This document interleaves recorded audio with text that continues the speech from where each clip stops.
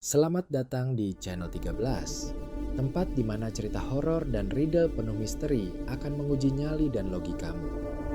Siapkah kamu untuk mendengar kisah yang akan menghantuimu bahkan setelah video ini berakhir? Namaku Bayu. Aku sopir truk ekspedisi lintas Jawa. Cerita ini terjadi tahun lalu, sekitar bulan Oktober, saat aku mengantar muatan dari Semarang ke Jakarta. Karena ada delay bongkar muatan, aku baru jalan jam 11 malam dari pelabuhan. Rute yang kulewati, Alas Roban. Jalur sepi dan berliku di tengah hutan.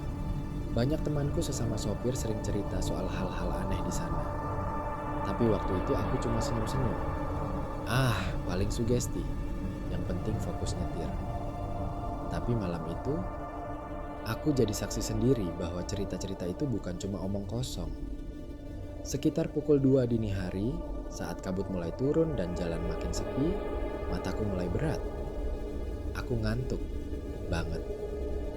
Akhirnya aku pinggirkan truk di sebuah rest area kecil di pinggir jalan yang agak terbuka, tepat di bibir hutan. Aku pikir, tidur 15 menit buat segar kembali. Aku matikan mesin biar tenang.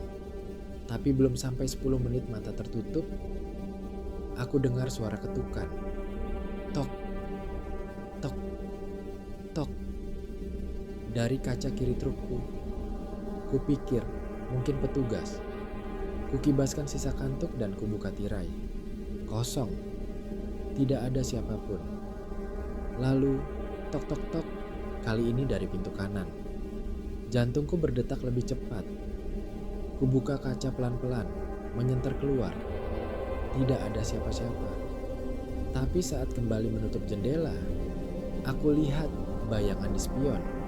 Seseorang berambut panjang, berdiri persis di belakang truk. Aku refleks lompat keluar sambil bawa senter. Tapi saat kulihat ke belakang, tidak ada siapa-siapa.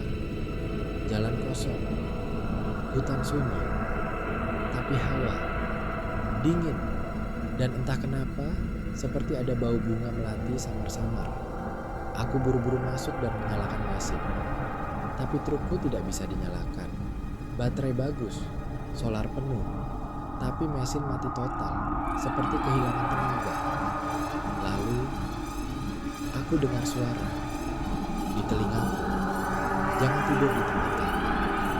Suaranya pelan, seperti bisikan, tapi jelas. Tubuhku kaku.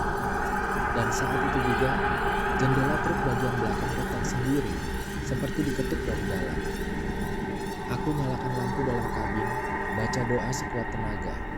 Lalu aku lihat, ada bekas tangan di kaca belakang, panjang, kurus, dengan kuku runcing.